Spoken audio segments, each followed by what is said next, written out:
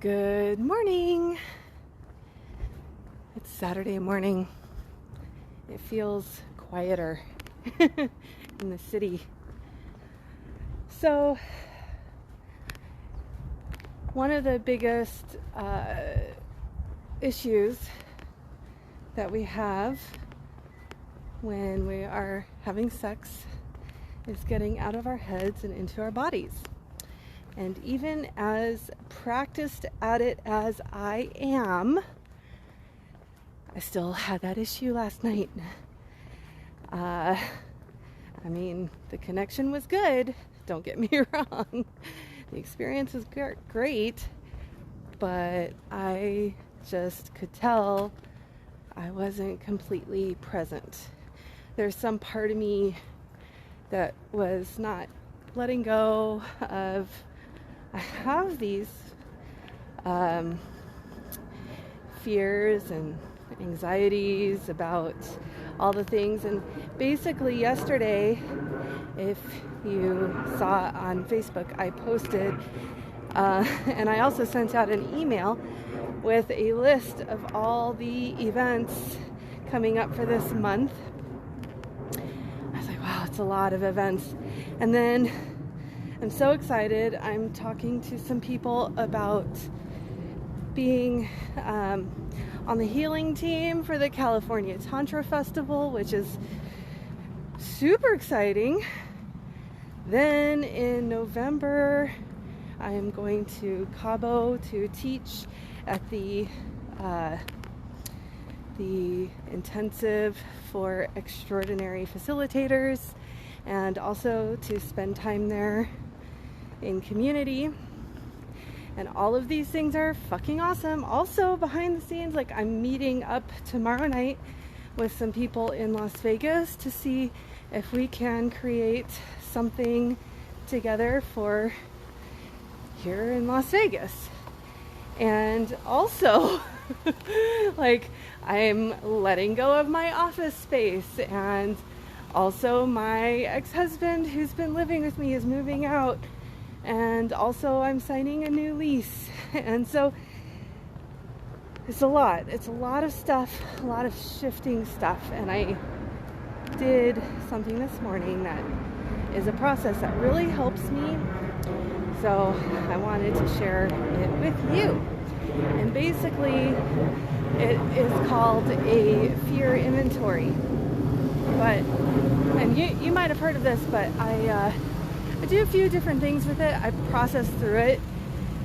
So basically, and if you want the format, just let me know, I'll send it to you. The fear inventory is an adaptation of something from 12 steps. And then I really used it when I was in One Taste. We were doing fear inventories all the time. And then there's another format called Deepest Fear Inventory, which is really good for shadow work. And I'm pretty sure I'll be teasing some of these out because I can still feel it. If you feel that some kind of tightness or stuckness really anywhere in your body, then there's a chance there's something that needs to be addressed,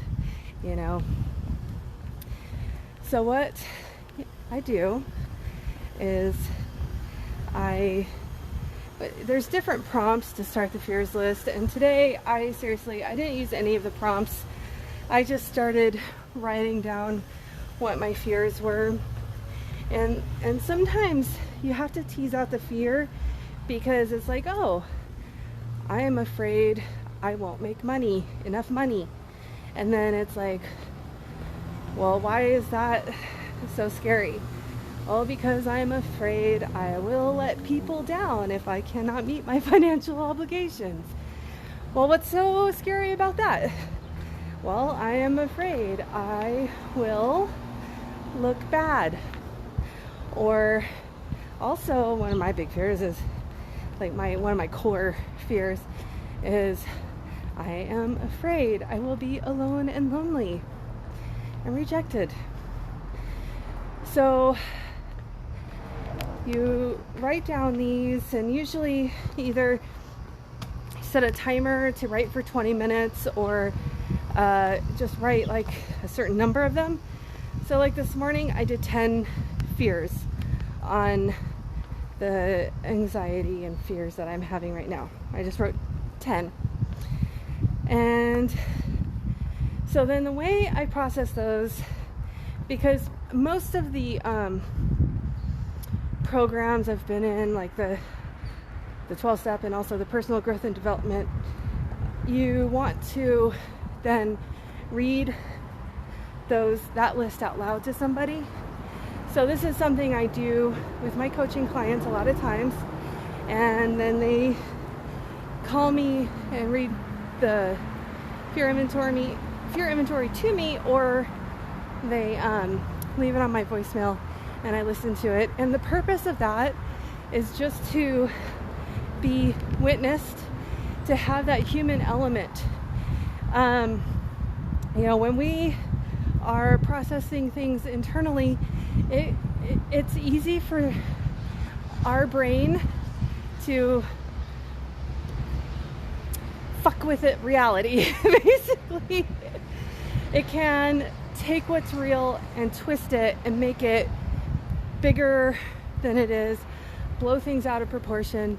So it's very powerful to read these things out loud to another human being and hear yourself say it, and it helps with another layer of surrender, I believe.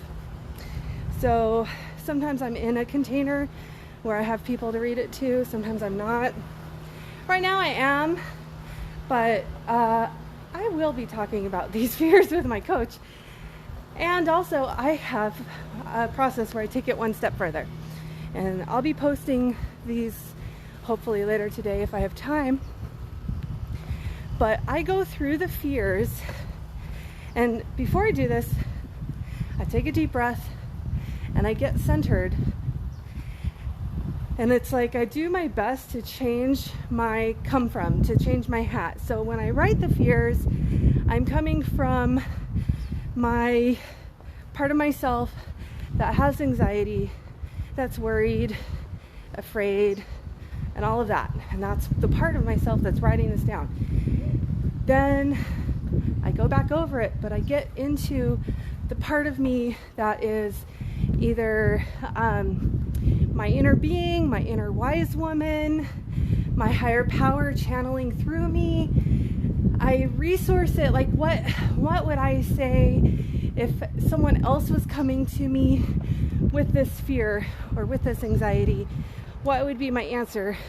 And to me, that's my truth. That's actually the real truth. It's not my limited understanding from my ego, from my limited human experience, okay? So I sit a moment so that I can switch, and I go to the other side of the paper and I write down the truth is. And then I take every one of those fears and I write down the truth. So the truth is, there's plenty of money in the universe. It's just, I can be open to receiving it from any direction, any and every direction, really. The truth is, right now, I have all the resources I need for everything I need and a lot of things I want. The truth is, what else is the truth? I don't need to borrow worry from the future. I'm able to pay all my bills right now, and I do not need to have that. Because worry, I used to have a mentor who said, worry is like a prayer for the bad stuff. So it's like spending time worrying is just giving energy to the bad stuff. What else?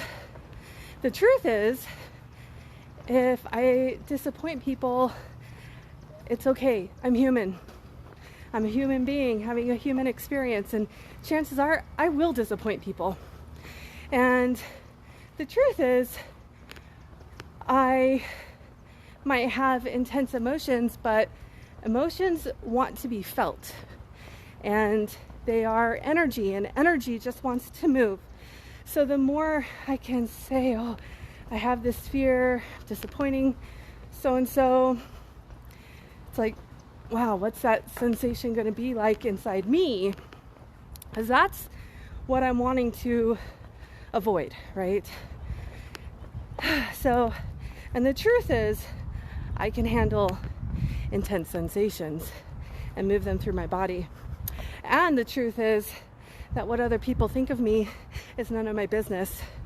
As long as I'm keeping my side of the street clean and I'm doing my best and operating honestly. So that was my process this morning. I can see there's still things that need to be teased out of that, and so I'll be going to my coach with those, because like I want to say yes. I am saying yes to all these opportunities, and it's a lot of growth, and I want to avail myself of it. All these opportunities feel very special, and oh, I'm getting emotional. I think a lot of it too is that I'm feeling like, you know, circumstances could change anytime. Like look what happened during COVID, right? So everything feels very special, and like I really want to take advantage of opportunity when it's available. Because who knows, you know, the world can change fast. So, yeah.